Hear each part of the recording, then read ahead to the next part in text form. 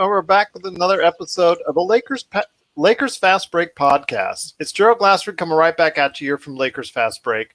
Pop Culture Cosmos, Inside Sports Fantasy Football, and of course, Game Source. We truly appreciate everyone out there listening to all of our shows. And if you can, please give us a 5-star review on Apple Podcasts. Plus, if you can like, share, subscribe, follow, or do anything that you can to support us right here at the Lakers Fast Break, Lakerholics.com, the great site, medium.com/basketball-university, and of course, the Hoopheads Podcast Network.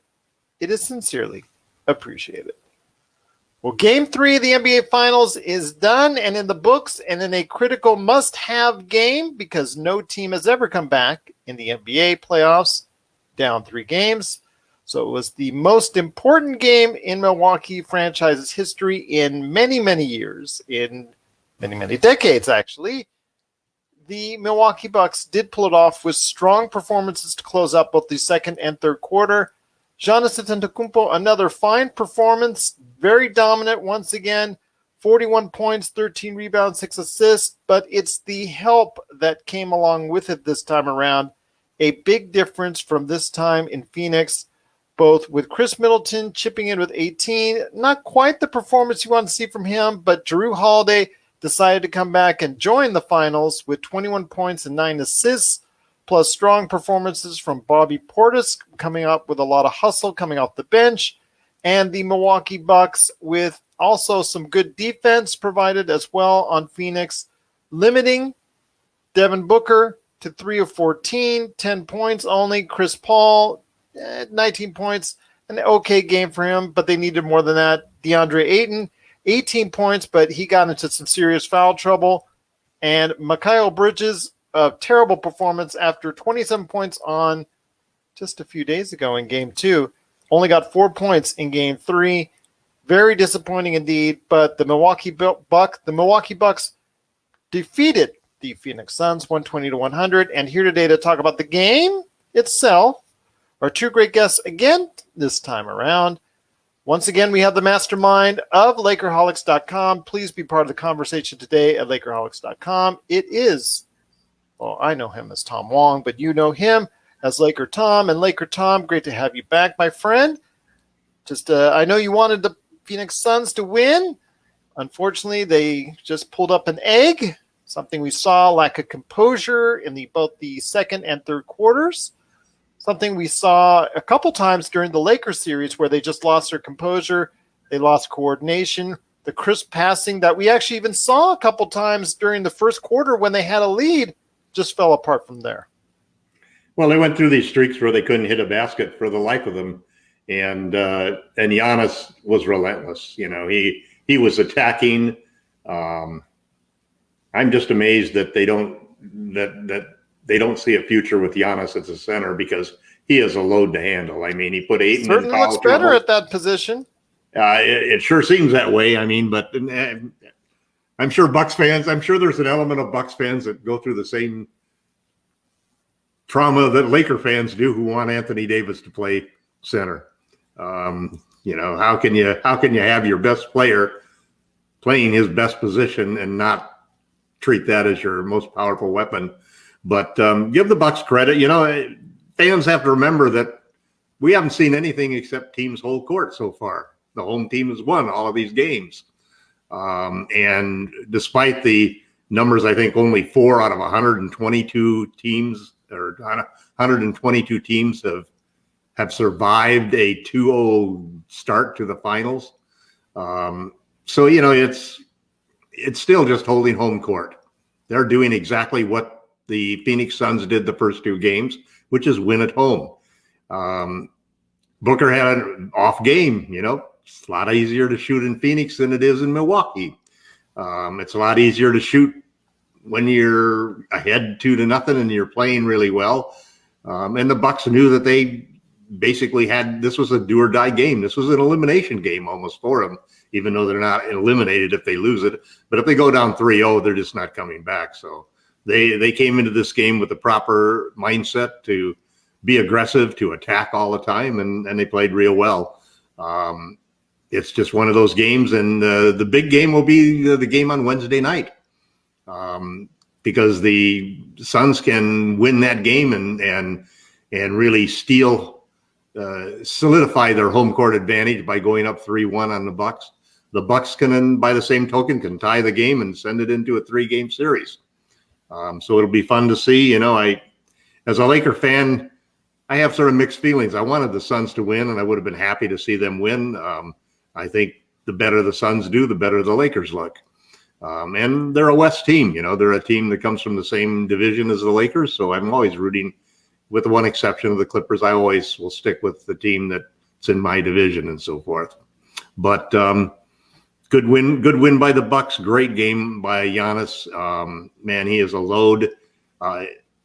Talk about the bionic man. I mean, I still marvel at the fact that this guy is out there playing the way he is playing. 40 points in the last 2 games. And 10 games ago, he suffered what I thought was one of the worst hyperextended knees that I've ever seen.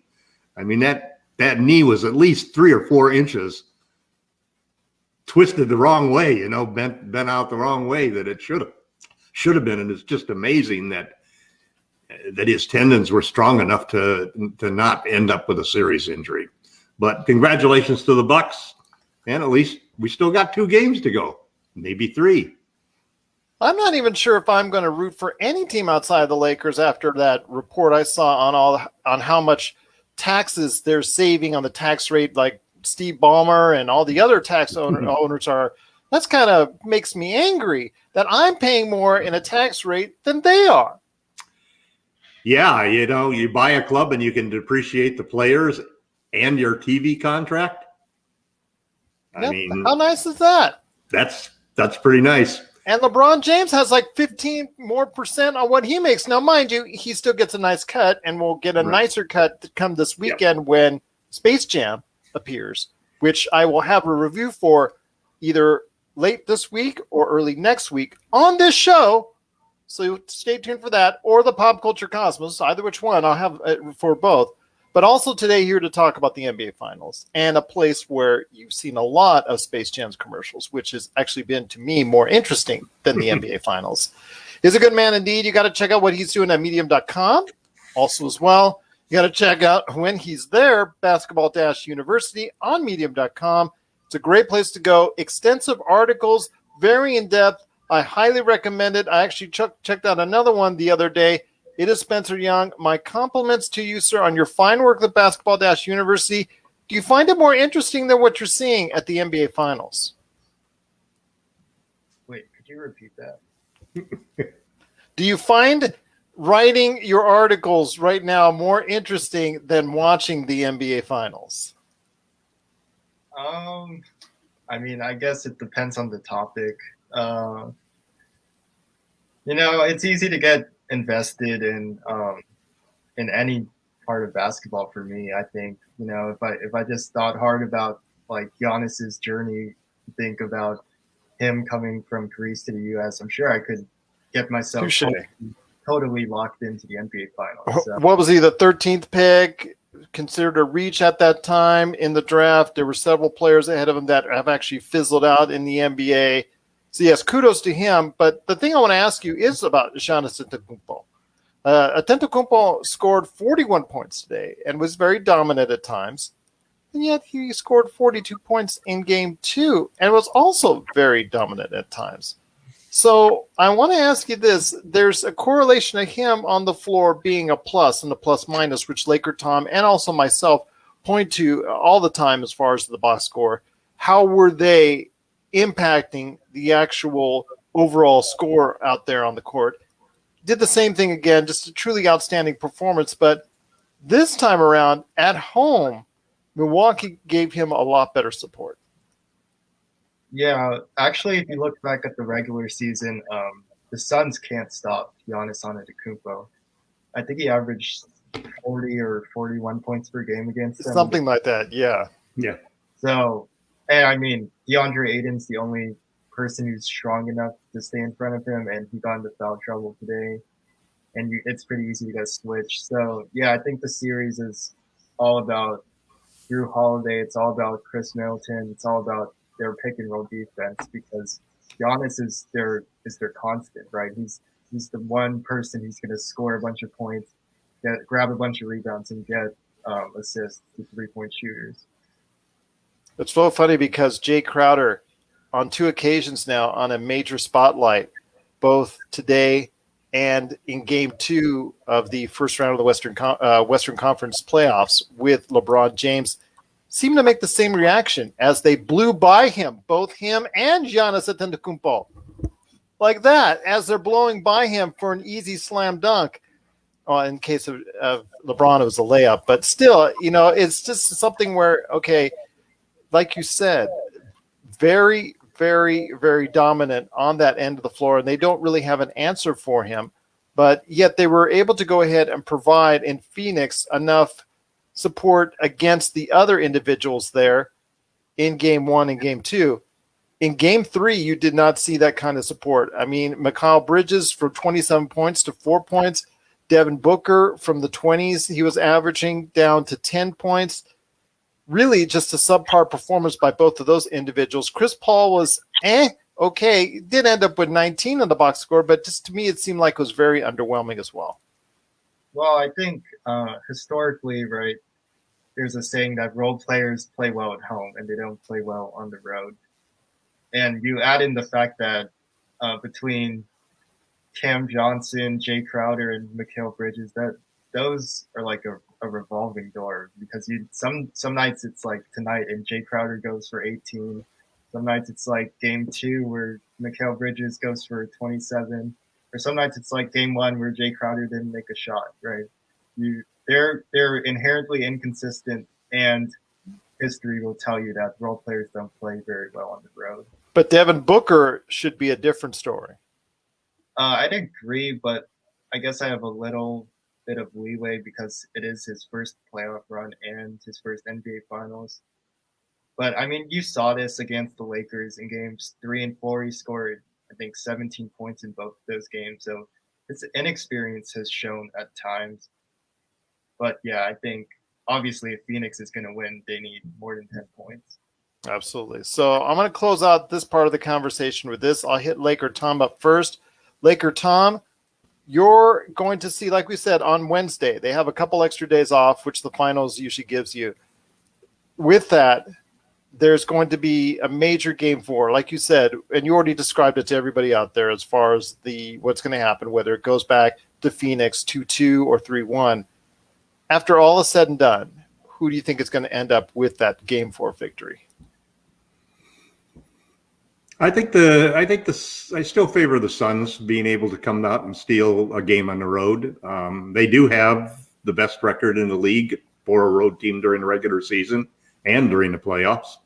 I wouldn't bet on Devin Booker going 3 for 14 again. And I do think part of that is the excellent defense that Drew Holiday plays. He's got great hands. I mean,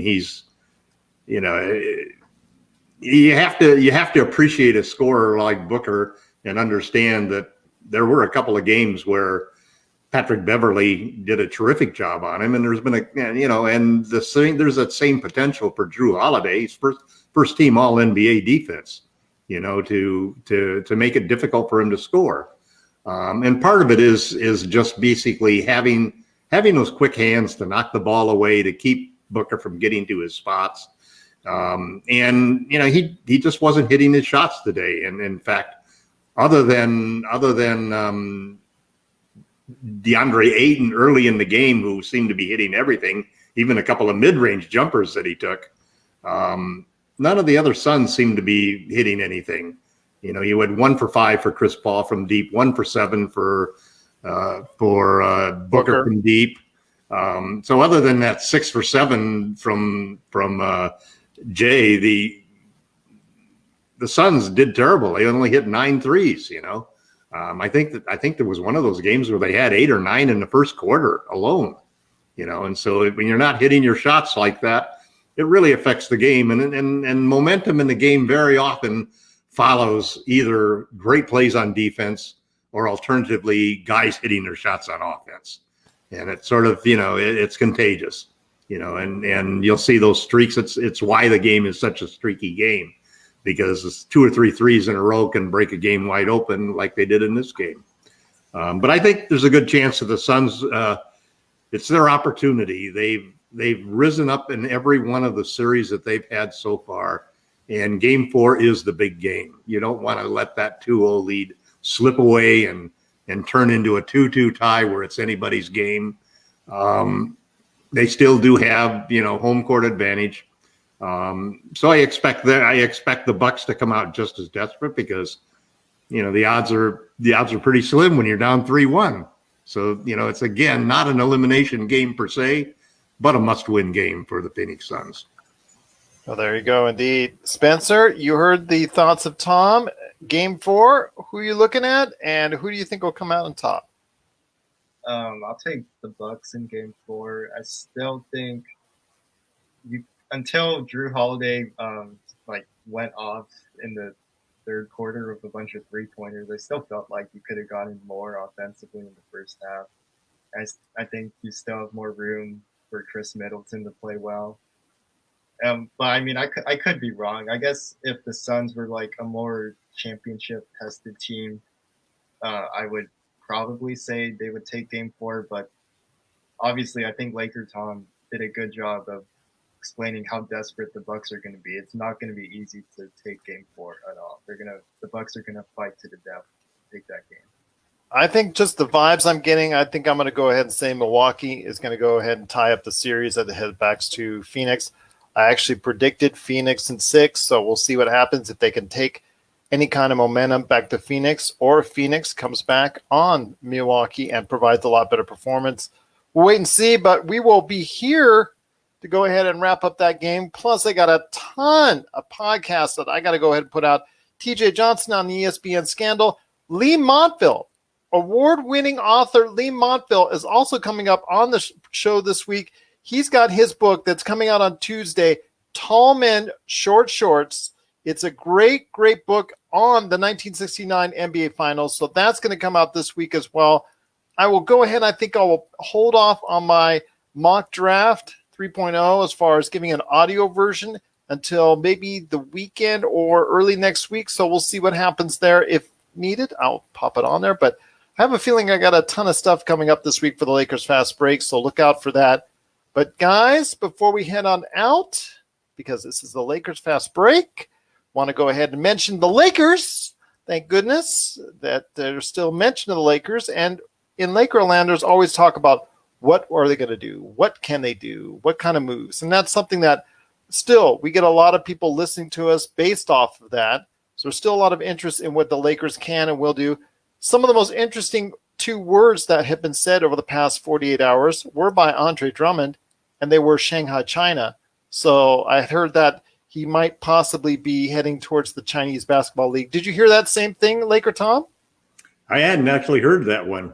I just saw that passed around on Twitter. I don't know if it's true or not. I don't know if he actually said that or not. Spencer, was that true, or was I just imagining things on that?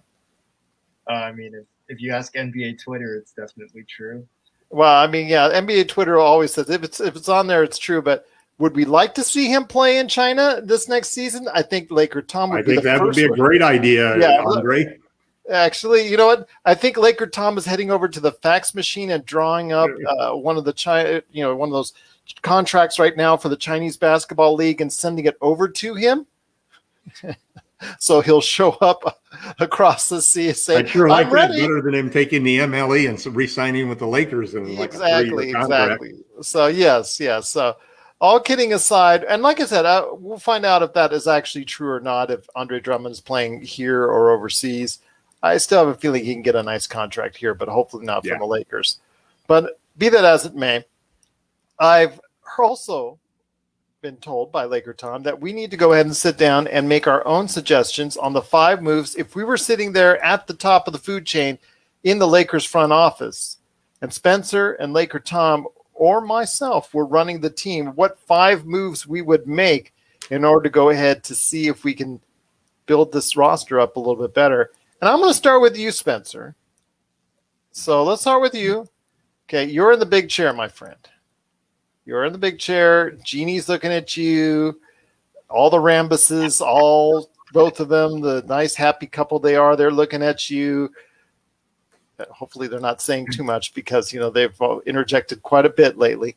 But there's also the Dodgers owners are looking at you, and everybody else is looking at you, the scouting team, and the whole 9 yards. We're all going to blame you or praise you. Yes. For your moves. No pressure there, Spencer. No pressure at all. So I want to hear your thoughts, my friend, on this. If you were sitting in the big chair, in Rob Pelinka's big chair, what 5 moves would you do? Okay, I'm going to start with a controversial move. I would trade Kyle Kuzma. I would sign and trade Taylor Horn-Tucker. I would trade our 2021 first-round pick and a second-round pick for Malcolm Brogdon. Okay. Second move, I guess I'll just say who I'd re-sign because I think the vet mins aren't that significant. So I'd re-sign Caruso, like 9 to 10 million, and then I'd keep Markieff Morris, Wes Matthews, and Ben McLemore at the vet min. Okay, my third move would be telling Montrezl Harrell to opt into his player option so he can be the new 6th man for the Sacramento Kings, along with Contavious Caldwell-Pope, our 2027 first-round pick, and a 2024 second-round pick for Harrison Barnes. And I would throw the taxpayer MLE at Alec Burks, and I would sign Trevor Ariza and Dwayne Dedmon on veteran minimums. Bonus, I would give Frank Vogel a 3-year contract extension. So, Alec Burks, you signed with the MLE, is that correct? Yeah, the taxpayer. And then Dwayne Dedmon as well, correct? Uh-huh. You're going to split that between them. You're going to split that between them? There you go. Absolutely. Hopefully you can get one good season. I mean, Rafael Barlow has praised the work ethic off the court for Dwayne Dedmon. So he's worked with him on several occasions, and he knows Dwayne Dedmon as far as off the court, so he knows what kind of mentality he has. So hopefully with Dwayne Dedmon's career being like one of those great years he has, and then he has not a great year, it's up and down, maybe you can catch him on a great year. So that's definitely a good idea, good suggestions there. What move do you think you can really stand out? I mean, the move that you're talking about, Alec Burke, is somebody that really did a great job with the New York Knicks as far as providing a lot of points off the bench. You think you can really get him for that price? Yeah, I mean, okay, so I looked at that signing from the standpoint of even when he was scoring 16 a game with Golden State, his going price in the trade market was 2 second-rounders. And, he did well in Philly, actually. I mean, he still shot well. Obviously, his scoring was down, and he still only went for $6 million. He basically repeated that this season, so I don't see why he wouldn't go for around the taxpayer MLE. Very good. If you can get him for that price, I would agree with you on that because he did provide a big boost for New York at times, especially start off the season really well. I had him on one of my fantasy basketball teams, so I was following him very closely until he got hurt. And he was struggling actually after he got, came back from the injury for a little while. But during the time of, as it was closing out the rest of the season and the playoffs, the little games that they were in, but he still provided them a big boost at times for the New York Knicks. So I definitely agree with you on that. Dwayne Dedmon, again, up and down on that. Malcolm Brogdon, I think, is the key for me. I really like that as far as if you can get a hold of his contract and get a hold of him as an individual. I really like that because I think he provides that solid playmaking ability. He can do a little bit all, plus he shoots one of the best shooters in the league from both the line and the three-point area. He was one of the few 50-40-90s before 50-40-90s really came into vogue, correct? Yeah, so, I mean, that just tells you right there that what he can bring to the table. So who would you have as an off guard, if I may ask? Okay, that's shooting guard right now, Wes Matthews and Alec Burks. Who's starting? Who's starting? I mean, I might start Alex Caruso, maybe. I think it would be between Caruso or Matthews just for lineup balance. I think I'd want some scoring off the bench. So you're committed on keeping Alex Caruso, is that correct? Yes. You wouldn't consider signing and trading him to see if you can boost up your potential in getting a shooting guard that might fill that role better? I mean, I think, obviously, LeBron James, but also, I just spent my MLE on a bench shooting guard who's going to score a lot of points. I wouldn't necessarily allocate more resources towards shooting guards that score. Okay, fair enough. I mean, you still got to keep the defense in play, and obviously having that in place is still a necessary thing. I think Alec Burks on New York would play, coming from there, and Tom Thibodeau, who was a defensive-minded coach, would be a very solid choice because he would still have that defensive mindset with them. Dwayne Dedman, again, if you catch him on an on year, it would be a great pickup at the minimum. So we'll see what happens there. But Laker Tom, all right, you heard Spencer. Let me put my comments on what I thought were some good choices that I was Spencer trying to made. sneak it in there, Spencer. Sorry, my friend. Go ahead. Yeah. Laker Tom. So first, I really like the idea of Malcolm Brogdon. As do I. And in fact, I don't really understand what's going through the minds of the management, the prior management and the current management of the Pacers, that they've been shopping Brogdon around. They shopped him around last year, and he was the guy that originally I really wanted the Lakers to pursue because I thought he's a perfect combination of a point guard who's pretty good defensively, definitely can shoot the three, can attack the rim, is a good playmaker. He's got excellent ball security. He averages three assists per turnover. So I think that he's an excellent primary choice for point guard, and I think that's probably our single biggest weakness right now. I like Alex Burks' pick too that Spencer's made. I think Burks is the kind of guy who has bounced around the league, and what he reminds me of for the Lakers would be sort of what Jordan Clarkson has emerged as for the Utah Jazz. He's a guy you can come off the bench who's instant offense, a Lou Williams type of scorer. I really like him a lot. I would probably have definitely Trevor Ariza among my I think Spencer's cheating here because he's combining these moves for the veteran minimums and putting in several of them there to you got a sweet talk an agent. He's going to have to sweet talk an agent or two. Let's just put it that way. But so I thought those are good choices. I think that Harrison Barnes is an interesting choice because we do need. The problem with trading Kuzma, obviously, is that he's like our only wing other than LeBron, and so it becomes very difficult. But good selections, Spencer, and would be an interesting team. My picks. My first move would be to trade KCP and Harrell to the Charlotte Hornets for Terry Rozier.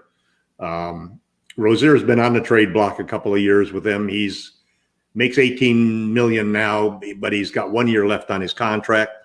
So it's the perfect time when they're going to want to move him because they're heavy on guards. They need front office people or front court people.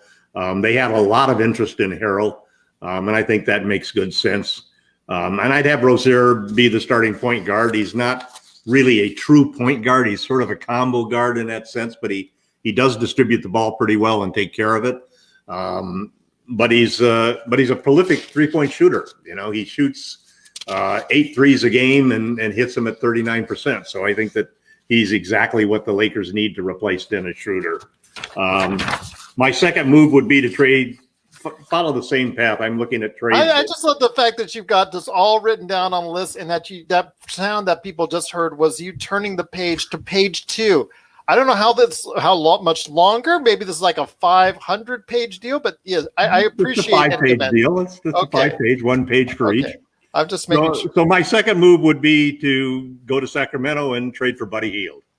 And Kyle Kuzma and McKinney are enough to get Hield. They definitely want to move Hield because of the price of his contract and so forth. He's not going to be a starter with them. They've got a young shooting guard that is a superb defender. So Hield becomes even more expendable than he was last year. And unlike most of the teams that are struggling with their coaches, we all know that they seem to still have some fondness for Luke Walton. And Luke was the guy that Kyle Kuzma played the best for. He started for him and averaged 20 points a game. So that's my backcourt. They're both prolific three-point shooters. You're going to add 18 three-point shots to replace a couple of guys who take 5 or 6 a game. My third move would be I'd use the $5.9 million. I'm like Spencer. I'm not going to hard cap the team. I think that we just have too many needs for that. And as much as I love Kyle Lowry and think that there could be a deal made from him, he's probably the only one that I would hard cap, because if you hard cap anybody over 20 million, you're going to have to give up Caruso or THT.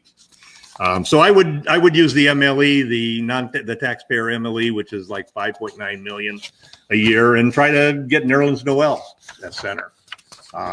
I think the thing about Noel that impresses me is that he's unlike JaVale McGee and Dwight Howard and all of these traditional low post centers who cannot survive when they're forced to guard people on the perimeter because they just don't have the foot speed. Nerlens can guard 1 to 5. He can easily stay with a guard on the outside, follow him all the way to the rim, block a shot, challenge his shot, and so forth. So he's the player that I would make my third move on and use my MLE for. My fourth move is, you'll notice, Gerald, that I haven't traded the draft pick yet. That's good. Chapter 4. And you've convinced me. Chris Duarte definitely is the guy that I would look for. Older guy, 24 years old, outstanding three-point shooter and a volume three-point shooter. So he's exactly the kind of guy that he would be, so to speak, I guess, the guy like Alec Burks in Spencer's lineup, the guy that come off the bench and can be instant offense and score. So he would be my fourth move. And then my last move would be to re-sign Markieff Morris.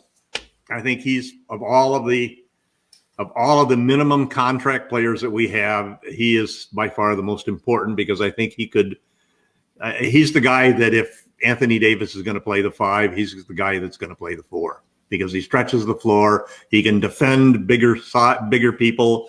And I like what he showed me this year in his development, even though he had sporadic time on the floor. He also showed the ability to get in a little bit closer and make those 5 to 10 foot fadeaway jump shots that he's able to get by posting up a smaller player. So those would be the 5 moves that I would make.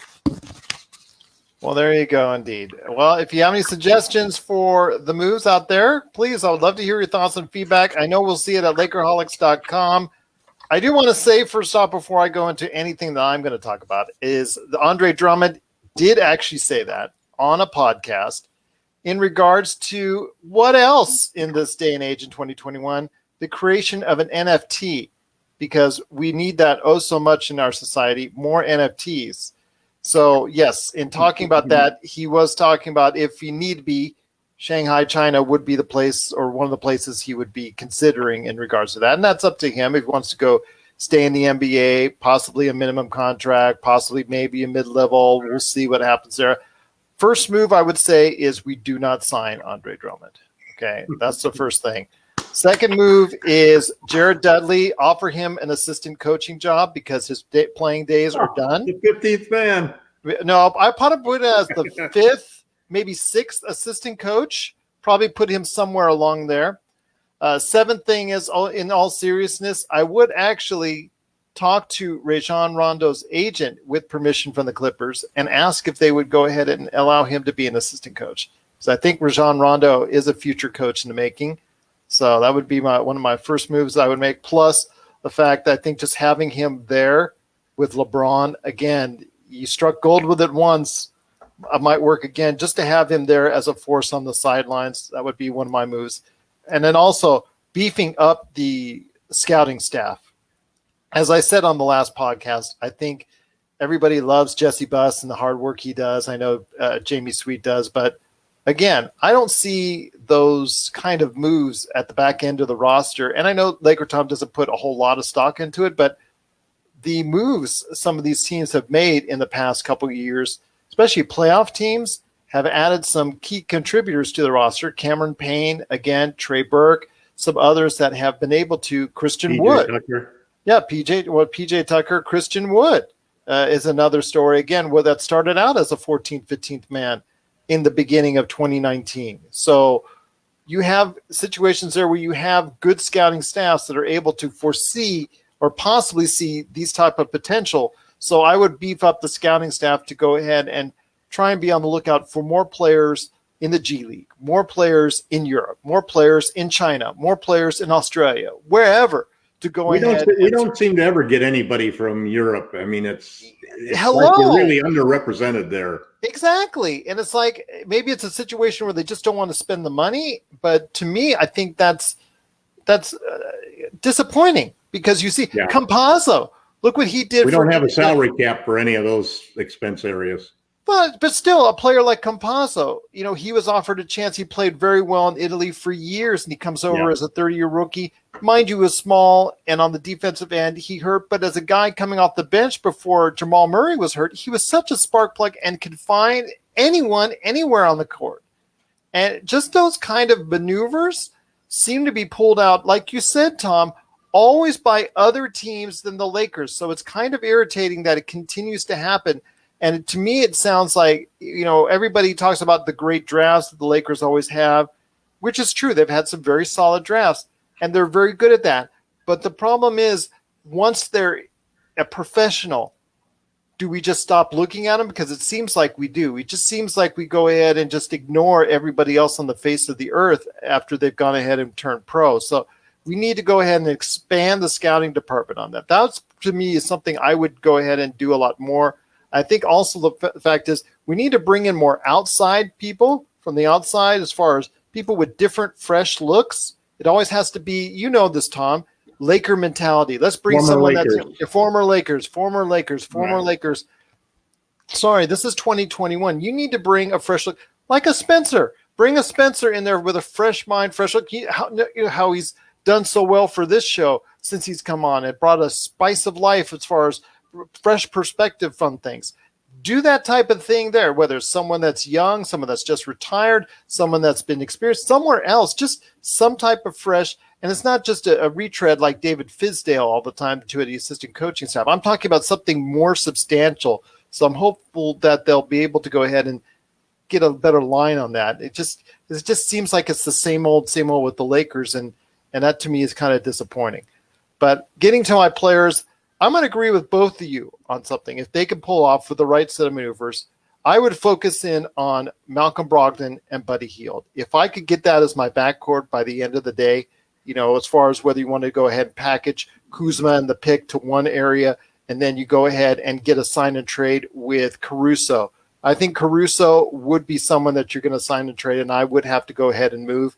For me, I think that's a probability right there. And THT, if you could package those four in a certain manner and to go get both of those players, Brogdon and Hield, I think you win out for long term. You get your shooting. You still have good defense in many spots with Malcolm Brogdon. Hield's okay defensively, but you get the kind of shooting that you want, Laker Tom. And I really think if you can supplement that with players like we mentioned before, like Mo Harkless, if you can find somewhere within Mo Harkless, the Mo Harkless that was just playing so well at New York.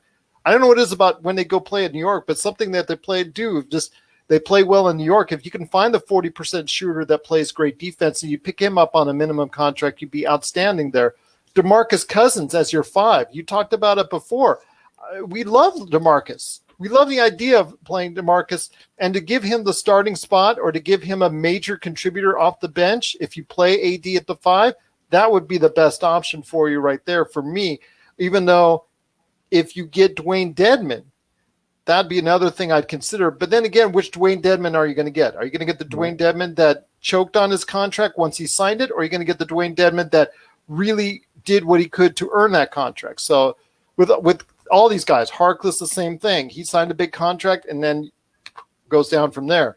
Burks is someone, if you got any extra money, you can. I would say Alec Burks, just to provide a spark off the bench and consistency in scoring. I think that's a great deal. And then if you're going to retain any of the Lakers from the long term, I would agree with you on Morris and Matthews. I mean, for defensive purposes. And Matthews can get hot. He's the kind of guy that can get hot from the 3-point area, hit 3 in a row, and justify his worth. Although he is very shaky at this point in time as far as the shooting, but his defense, he gives you the effort there. And Morris, I mean, he helped win us a championship.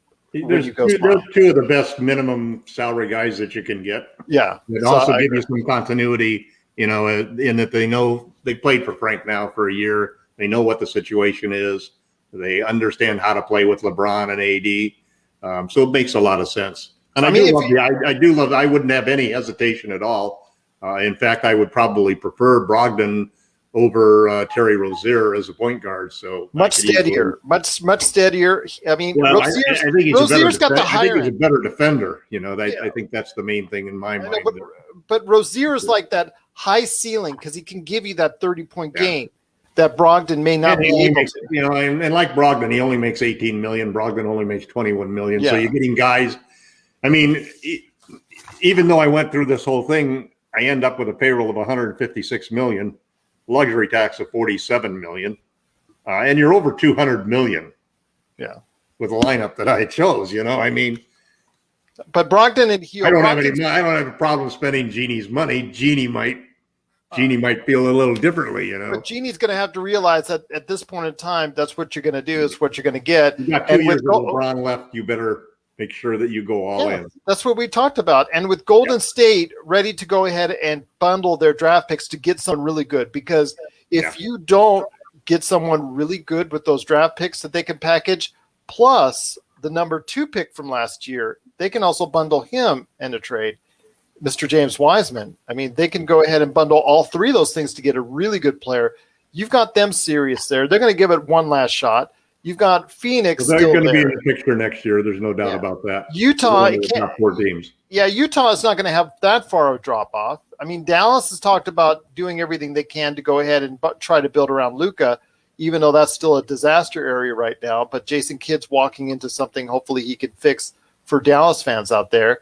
And you've got so many other teams that are going to vie for this because they see it as an open realm. Right now, they see Phoenix and Milwaukee, but they see it more now. There's no dominant team in the NBA right now. There's so many teams with the right maneuvers has a chance to go ahead and be the front runner. We all talk about Brooklyn. You don't think the Nets are the front runner at this point in time? I think they're the slight front runner, but I also think the Lakers with the right moves can move ahead of them. If they got Brogdon and Hield and put them in the backcourt with LeBron James and AD, and you throw in a number 5, like maybe like a Demarcus Cousins or whoever, I mean, that's a pretty solid 4 right there. That I would stand that 4 against whatever Brooklyn can dish out. Well, it's hard when you look at Brooklyn because they've got 3 superstars right now. And if there was a team that, let's say, was even more attractive than the Lakers to play for, to win a ring, it might have been Brooklyn. I mean, they had a lot of guys that basically want to play for Brooklyn. They want to. They look at those 3 superstars that they've got there, and they think that this is a sure path to a championship than LeBron James and Anthony Davis. And I frankly think that. I mean, a big part of all of my thinking of how big I went on my 5 moves is that I think that the landscape of the NBA has changed a lot. I think that we're looking at a changing of the guard in terms of players and in terms of teams. I don't expect the 2 teams that are in the finals this year to be in the finals next year. In fact, I don't even think those 2 teams will make they may struggle even to get into the conference championship games. And I think that we're seeing a whole new group of stars now starting to hit that point where they really start to get the publicity and the press that has always been hung for LeBron and Harden and Chris Paul and so forth. You're gonna hear these guys' names. Devin Booker is not going to go away, and so you're going to see, I think, a big change in, if you were to take from 2 years ago the top 20 players in the NBA. I think the list that you're going to see next year is going to be a dramatic change from that. And then you have the simple fact that the last 2 seasons have been COVID colored. So what's it going to look like, with fans in the stands from day one onto the regular schedule, where we're going to play an 82-game season. We're going to start at, the normal time when you start it. We're going to end at the normal time. There's going to be, hopefully, if we're lucky, no more COVID situations where somebody's, can't play. And, it's going to be one of the most exciting and difficult to predict NBA seasons that I think we've ever seen. On the heels of 2 of the most unprecedented and unpredictable NBA seasons that we've just gone through. Absolutely. So, Spencer, you've heard Laker Tom sitting in the big chair, and you heard me kicking him out of the big chair and then moving in, and this is what I really suggest. Okay. So you've heard that as far as in the boardroom, and outside of the laughing you probably did in the hallway at it, both of us. What did you think? I mean, any suggestions? Anything you tweak or fix? Okay, so I think Laker Tom's trades are a little optimistic. I think we'd be giving up a lot of first. I don't think we can draft Chris Duarte. Between Rozier and Gio, I think you're trading the pick. If you're trading the 2027. Yeah, there's a couple of other guys out there, though. I've been paying more attention since I decided not to trade the pick right away. Well, I've been paying more attention, and there's some good opportunities that the Lakers could have. I'm just telling you right now, to get Brogdon and Hield, in my situation, in my scenario, I would not be able to. I wouldn't hesitate to throw a pick in if I had to. It would go in the trades. It would go in the trades. I wouldn't hesitate to throw THT in. Yeah, the THT, Caruso, Kuzma, KCP, and the 20, even the second round pick that we can go ahead and still do. All that goes to get Brogdon Hield. Okay, yeah. I like Nerlens Noel. He was borderline. He was a borderline defensive player of the year finalist. He could be hard to get to. Yeah. He might go for a full ML. Yeah, if he's making $5 million. He's making $5 million now. Yeah, he'll never get back what he was offered. Yeah, but he ain't going to win a championship in New York, and he's never won a championship, and this is chance. But maybe he'll go to Brooklyn, like you said. Okay, I think. For Gerald. Okay, I like Rajon Rondo as an assistant coach, but at the same time, if the Clippers want to make a trade, his $8 million in salary is a good filler piece. So I think he might have trouble, getting. Oh, I know. He's gonna stay. He's gonna play another year somewhere. Okay. But it's just something I'd like to leave that door open for him, because I think that's his future, is becoming a coach. I really think that he's going to be that fiery coach that teams need. He's going to get a lot of player-coach arguments. Yeah, I just hope he doesn't hunt out another coach. That's the only thing that. No, he might do that with a worries ref. Me about. He might do that with a ref, but yeah. Well, he does it with players, and he's. But he has such a keen mind. Yeah. I got to respect that. He has such a mind for the game, and you see if he, after he retires, a period of time where he's going to become one of the hot coaching prospects out there. Okay. Yeah, he's definitely one of the smartest guys that play the game today. Yeah, absolutely. Go ahead, Spencer.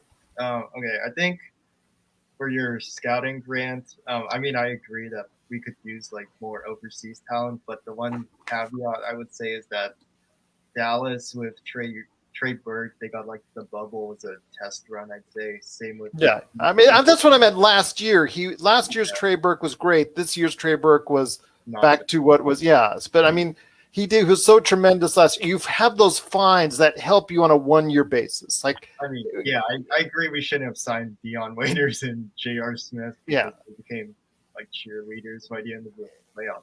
Okay. And who did other teams pick up? Phoenix during that time, they picked up. They picked up Cameron.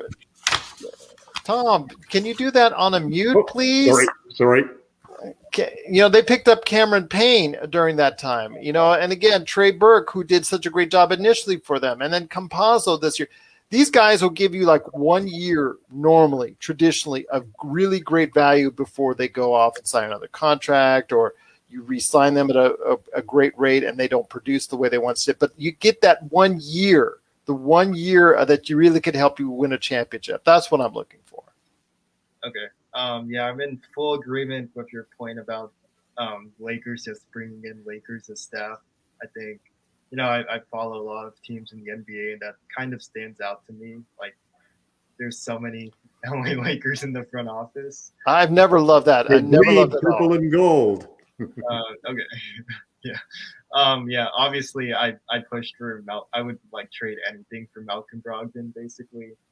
Buddy Hield too, if we had like the leftover assets. I like Mo Harkless. I like Demarcus Cousins. I obviously pushed for Alec Burks. I guess I was a little surprised we're all in consensus about trading THT, but yeah, I definitely would trade Taylor Tucker for someone. I just don't see traded him for Lowry. To be honest with you, I just don't see a superstar potential there. I see maybe like a 17, 18-point game scorer, but he's got to fix a lot of things, including a shot and his finishing at the rim, before I'm really sold on him. And I know he's 20 or 21 now. I know he's still very young, but to me, you're starting to see a little bit bigger picture with him now that you've had a bigger test. You had a bigger taste test of what THT can do for you. So I think right now you either win now or you wait for THT to develop. And do you really want to wait 3 or 4 years for THT to? LeBron's not on that time frame. Yeah. And okay, I guess I'll finish off with, yeah, I agree with Laker Tom that Wes Matthews and Markieff Morris are bargains at the minimum. I think Markieff Morris is great next to AD if you want a small ball lineup, and Wes Matthews is like a year removed from having a pretty good season with Milwaukee, where he shot really well from three, and he had an elite defensive rating. So I just think he needs a consistent role, and he needs a full off season. Yeah, he can defend bigger guys than KCP can, even though he's not bigger. He has that ability, like Drew Holiday does, to really trouble a guy who's got some size on him.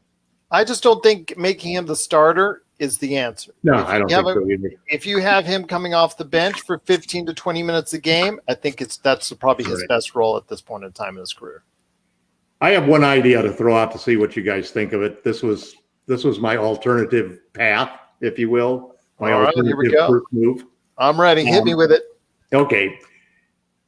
You don't want to sign and trade for a superstar, because that's going to hard cap you. We can sign and trade our players out, but to bring in a sign and trade player is going to hard cap us. So Chris Paul wins the title let's say Chris Paul wins this year and the Suns are the champs. He's got a $44 million player option. If he accepts that, if he were to decline the player option and become a free agent, then the only way you can get him is to bring him in via a sign and trade.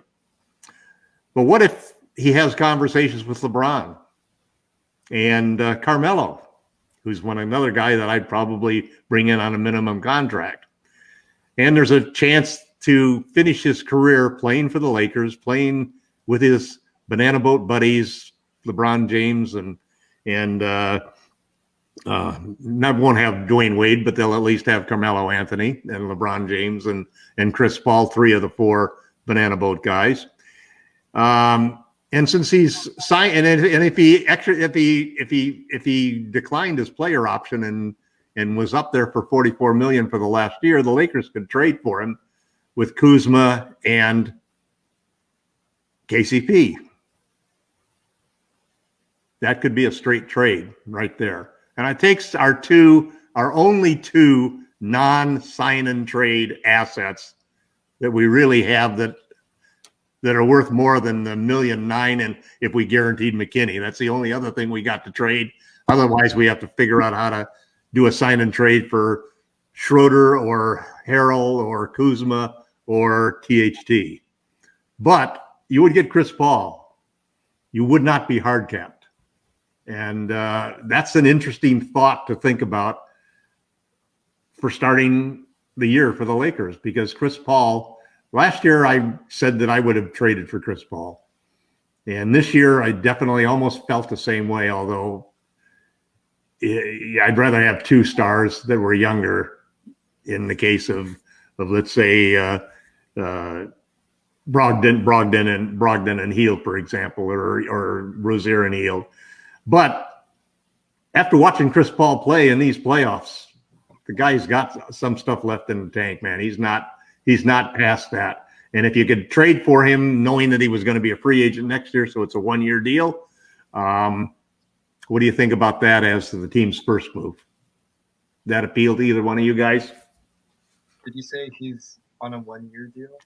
He's got 1 year left on the 4-year, $160 million contract that he signed. He's opting into his contract, right? Yeah. So but he has a player option. So if he declines the player option, then he's got 1 year left, and he can be traded for that. He can be traded just as a regular trade. First of all, if LeBron James can sell Chris Paul into that, then he has a future as a salesperson on selling anything to anyone at anywhere. Because if that's it's going to take a major sell job.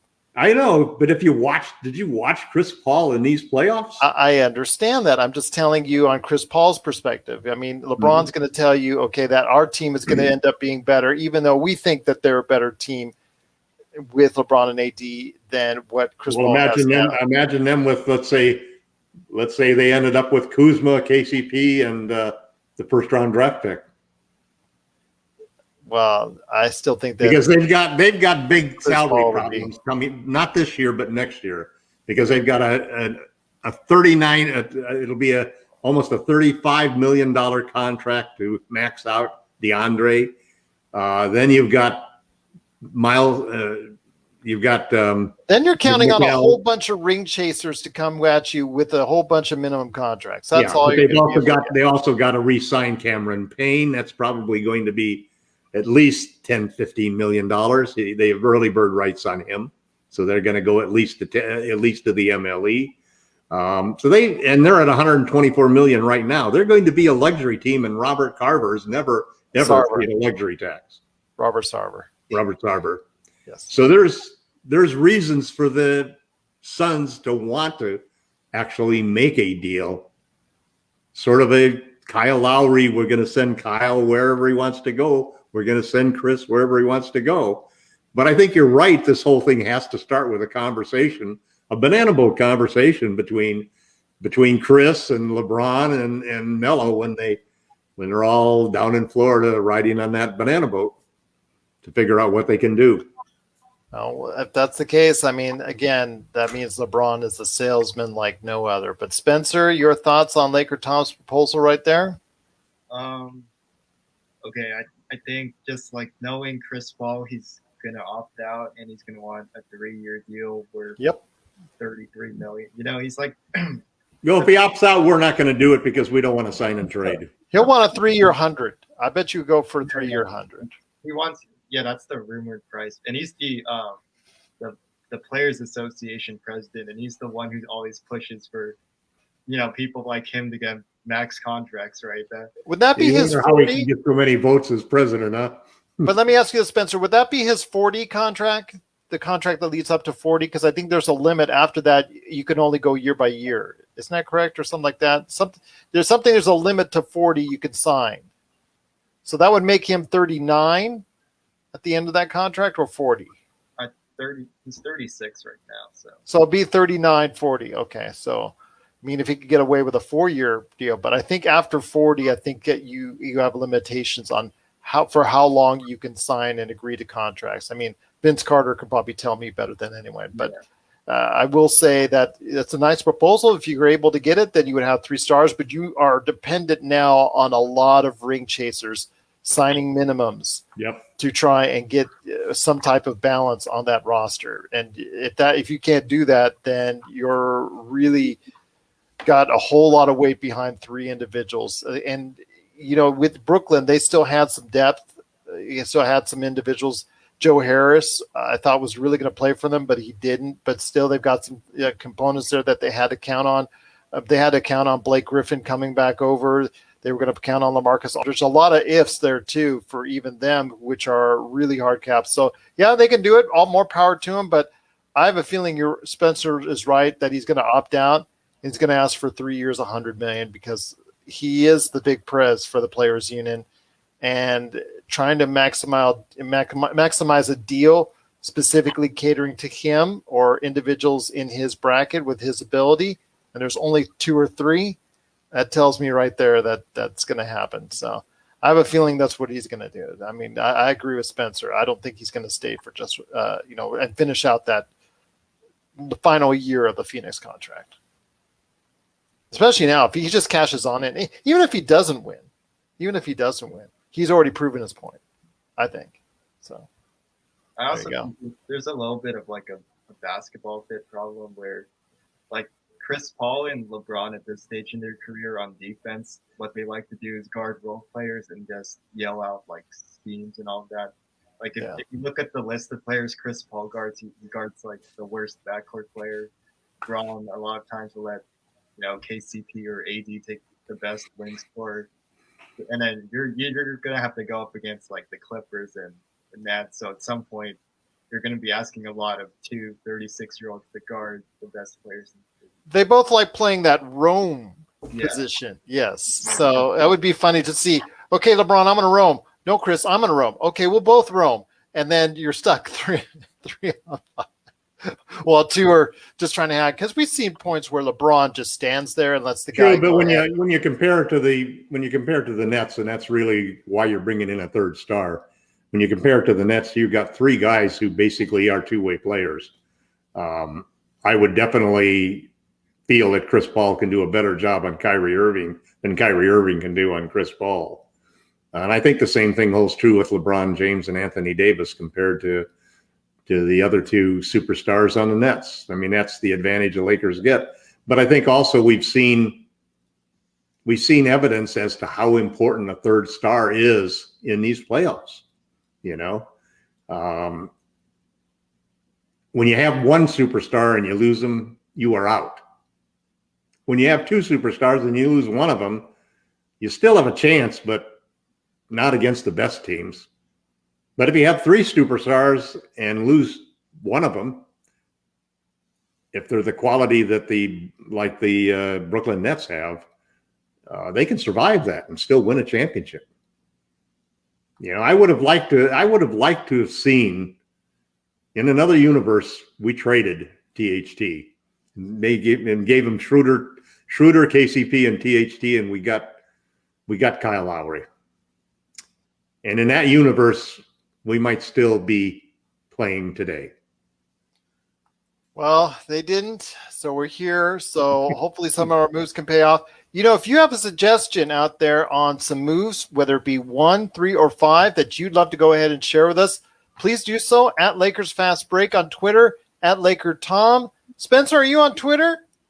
No, I'm not. Smart man. But go ahead and you can just go to medium.com/basketball-university. He just likes to observe Twitter, probably. That's the case. Where Andre Drummond might be there. You never know. But Laker Tom and I are also on Lakerholics.com. You can go ahead and share your thoughts there in detail and write it out. We'd love to see it, and we'll go ahead and say whether or not it's a good move, whether or not it's something that maybe needs more work, or for most part, we're really highly encouraging those to go ahead and do so. We're really supportive of that. It's only Jamie and Laker Tom that criticize each other, and then occasionally I will just say, Laker Tom, you're crazy. But everybody out there, before we head out, Laker Tom has another great article on the books, and also Spencer Young has some great stuff as well. So before we head on out, because we're well over an hour already, Laker Tom, what you working on at Lakerholics.com? I just did an article on Anthony Davis and my feelings that it's time for the Lakers to demand that Anthony Davis play center. I think that it's the craziest thing in the world that you have a player whose best position is center. You have a lineup that is a killer lineup that won a championship last year when AD played center 60% of the time. And the Lakers are almost hell-bent for fury to try to eliminate any AD at the 5. That's the way I see it. Otherwise, why would you promise a starting position for Andre Drummond?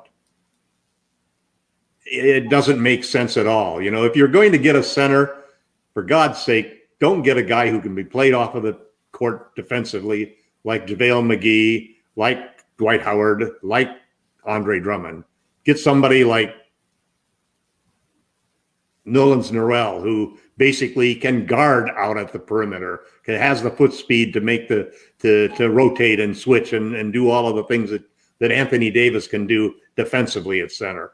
You don't just commit to instead trying to find a pathway where Anthony Davis will never play center other than 10% of the time. That's just not a formula that I see working. Well, there you go, indeed. But check out what he's doing today at Lakerholics.com. The last, but not certainly least at all, is Spencer Young. He does a great job at medium.com/basketball-university. What you working on there, my friend? Okay, so I actually also wrote my thoughts on Anthony Davis in a different fashion than Lakers. But gee, yeah. What are the odds of that happening? I talked about, did we see the peak of Anthony Davis in the 2020 playoffs? I also talked about how the roster construction this past season was a bit of an overreaction to his shooting in the NBA bubble. And I talked about some of the next steps he needs to take as a leader and what he needs to do in elimination games. We'll have some more articles about the Bucks and the Suns, I'm sure, as the NBA finals go on. And then after that, we'll be getting into free agents just like we did on this podcast. Well, there you have it, indeed. That is medium.com/basketball-university. Please go ahead and check it out today. Medium.com/basketball-university, indeed. It's a great place to go. In-depth articles and really great read. Laker Tom does a sensational job as always and always likes to stir the pot there at Lakerholics.com. So please go ahead. It's always great reading one way or another, and he always loves your feedback, and he's always very respectful, except if your name is Jamie Sweet, but he's kind of used to that. Please check out Jamie Sweet's 5 Things articles as well and everything we do there at Lakers Fast Break. Again, I'll be posting, hopefully, a lot of stuff that I've already got taped and in the book, so I'm going to be sharing it this week on Lakers Fast Break. Again, TJ Johnson on the ESPN saga, his thoughts on that. Lee Montville, award-winning author, also longtime reporter of the Boston Globe, longtime reporter for Sports Illustrated. He stopped by to talk about his novel that is actually debuting on Tuesday, so check it out, Amazon and Barnes & Noble. It's called Tall Men, Short Shorts, about the 1969 NBA Finals and so much more that was going on during that time period, so check that out there. Plus, again, we've got some great stuff with Wednesday night. We're going to be dropping our thoughts on Game 4 of the NBA Finals, so definitely check that out as well. And then, of course, well, you know what, guys? Let's just go ahead and make our usual Friday show into a Thursday show with the thoughts of Game 4 from the NBA Finals. We'll just go ahead and pop that on a day earlier. And you never know, I might pop up on Friday's show. I might just go ahead and just drop the latest mock draft right there for you. So it's going to be a loaded week. Cannot wait for it. A lot of great stuff happening at Lakerholics.com and also the Lakers Fast Break, but check that out, medium.com/basketball-university. Please check out our stuff that we do at Dash Radio and, of course, the Hoopheads Podcast Network. We will be back, us 3 again, and hopefully Jamie Sweet as well, and maybe even L-Rob. I know a lot of people asking for L-Rob, chanting L-Rob. Where's L-Rob? Where's L-Rob? Hopefully he'll be back on Wednesday night to tape this and that we can drop on Thursday. So hopefully all the guys will be here. That would be a lot of fun. But again, it's always a great time right here at the Lakers Fast Break Podcast.